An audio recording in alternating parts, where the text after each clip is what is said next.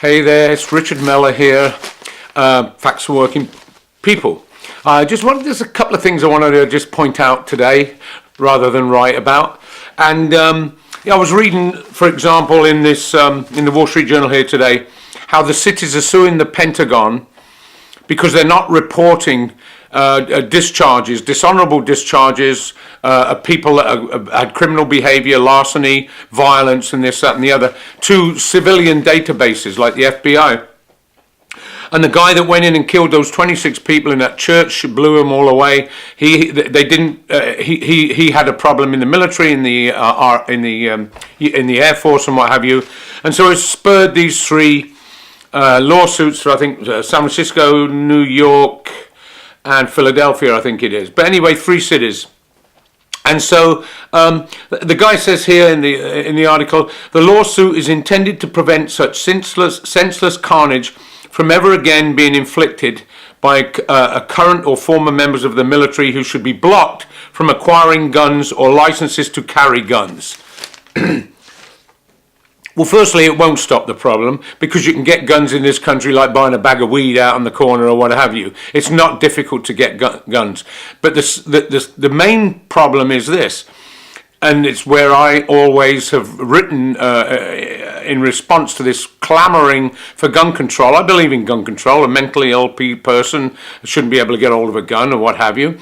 But it's often used to avoid the cause of the problem, which is social in nature. And so just simply, this is a minor detail. And the reason I raise that is what we have to look at. It's so glaring in its omission, but we don't. And that is the question of the system. They raise systems when they're talking about other countries. Communism failed, that was a system. Venezuela is socialism, look at the crisis over there. Well, what about the crisis here in Puerto Rico? That's a capitalist country. A capitalist economy there, part of the most powerful capitalist economy. So they talk about systems when they want to talk about the question of socialism or another social system other than capitalism. And so that's a thing I wanted to point out about that. The other thing is, if you take Mexico, there's an article in the Wall Street Journal about crime and everything else in Mexico. Mexico is almost like a failed state. It's a basket case. You never hear of that being a failure of capitalism. They might say it's crony capitalism, it's bad people, it's gangsters and all that, but it's never a failure of capitalism, like Venezuela is a failure of socialism. Firstly, Venezuela is not socialist. Russia, the Soviet Union, wasn't socialist. But nevertheless, they're failures of socialism. Read up a little bit about what's happening in Mexico. And that's sort of linked to the other thing I wanted to raise in this regard. Again, the question of systems. I have a friend who was actually in management, decent fella, and but in my workplace, I remember, and I've written about this, my former workplace, they wanted to choose a name for our unit, our corporation yard, or a slogan. We voted for, of course you don't get real votes in the workplace because there's no freedom there, the workers don't have the freedom there, but we voted for an injury to one is an injury to all. It's a very old American working class union slogan. And of course, even though it was overwhelmingly voted for, we got "You Can't Touch Us" from that song, that rapper, which is a competitive. There's other yards. We want unity with those yards. We want unity with workers that aren't unorganized. "You Can't Touch Us" is saying we're better than everybody else. That's conscious. So that's what we ended up having. And this friend of mine said that's the struggle of ideologies, working class ideologies. So this friend of mine said, we have discussions, and he said, you can't run by committee. You always hear this. Can't run by committee. You get a bunch of workers together, they never agree.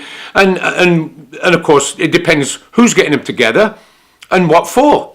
And I said, well, what are you talking about? I said, we get together, and if I say we need higher wages, more time off, more vacation, everybody agrees. Nobody disagrees. We all agree. When I ran for city council and I was in a debate, in East Oakland here. Well, it was it's not deep East Oakland. It was a sort of trendy area, part of it, Fruitvale, Northern Fruitvale. But it was a whole mixed community. And I was calling for a $10 an hour minimum wage, and it just split the House completely along those who wanted to earn $10 and those who didn't want to pay $10. And not against gays, lesbians, men, black, white, Protestant, Catholic, nothing. One group wanted $10, the other group didn't want to pay $10, small businessmen, coffee shop owners, and what have you.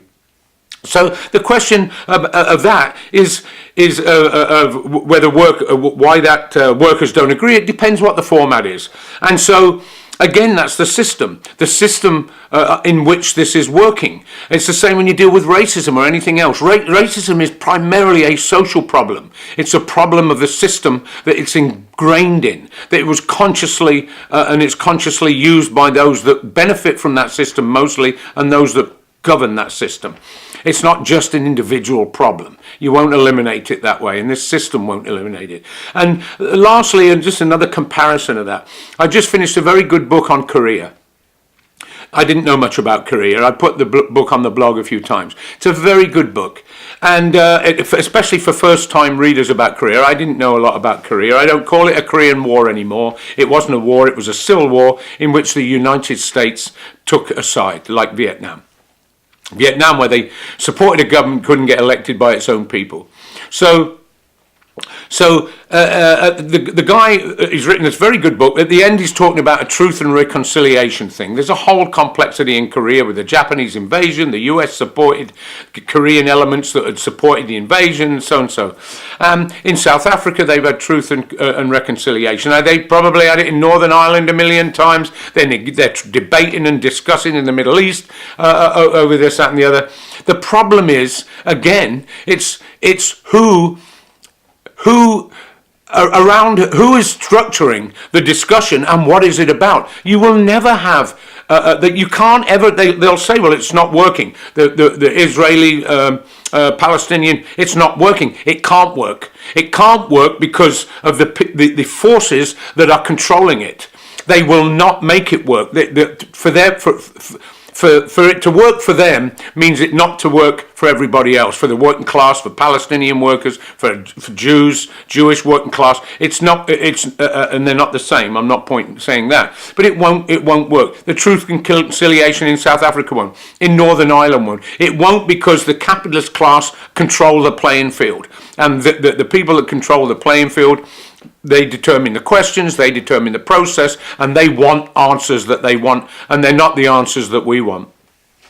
And I guess one last little touch on this type of thing is at work I always used to have the demand, and I was in the public sector, and I always put it forward in the union struggles, that we should control hiring. We should control promotions, the worker. And of course people will say to me, they'll hire their friends, they'll do their friends. No, they won't. No, they won't. In a true and free environment, I'm not going to pick my fishing buddy who I love, who's got a real drinking problem. He's difficult to work with. I'm not going to pick him as a foreman, say, a foreperson for a 3 or 4 man crew. I'm not going to work under somebody like that. In a genuinely free workplace that we control, that workers control in our own interests, we will pick the best person for the job. If there's somebody that's better in administration and is better at doing those things, we would pick that person.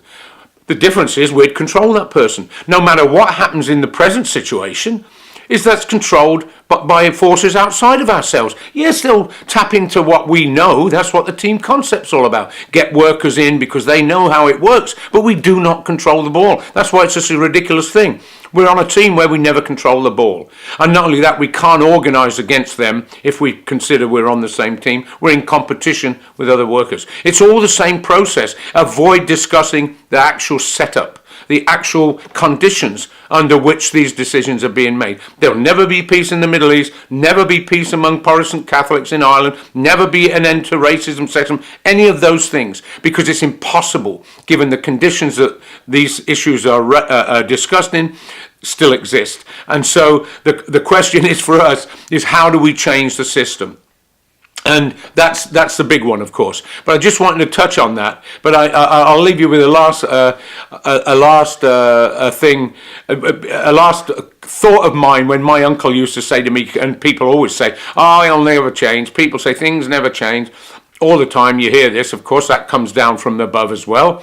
They want to create that situation and that thinking in us that things never change. But all of history just proves us wrong. And I used to say to him, well, I suppose you think that when the peasant, prior to the French Revolution, and the working class was small and capitalism was developing and everything else, it had not yet completely, the capitalist class had not completely won political power and what have you. All these changes were taking place. And if a peasant had, you were working in a field and a worker in a factory come along and said, you know what, or a worker that was thinking about the world philosophically, you know what, I've heard there's over in this city or over in Venice where they had a charter where they could have certain changes in the social relations and economic relations. Hey, by the way, you don't have to work for this lord where he can sleep with your bride on the first night, and he can take your food, and he can do this and he can do that, force you to fight another feudal lord. Over there, you can be free. You can be free. You can go and work, and they'll pay you wages. And the peasant would probably say, "Don't be ridiculous. That's impossible. This is forever." Every ruling class teaches this is forever. Nothing is forever. As someone once said, the only thing that's constant is change. Anyway, think about that next time when somebody tells you workers can't agree. Depends what the format is and what we're talking about. We can all agree on we have the same interests. That's the thing. And that's the thing they want us not to think about. Particularly so in the United States. There's no such thing as workers, working class. The bosses use it in that Wall Street Journal. But we do everything to avoid it. It's middle class, middle class, middle class. All right. Just a few thoughts for today for me. I was going to write and I couldn't, Now I've got this, you see. I'm not going to go into that, though. All right. Talk to you later. Richard Mellor, Facts for Working People.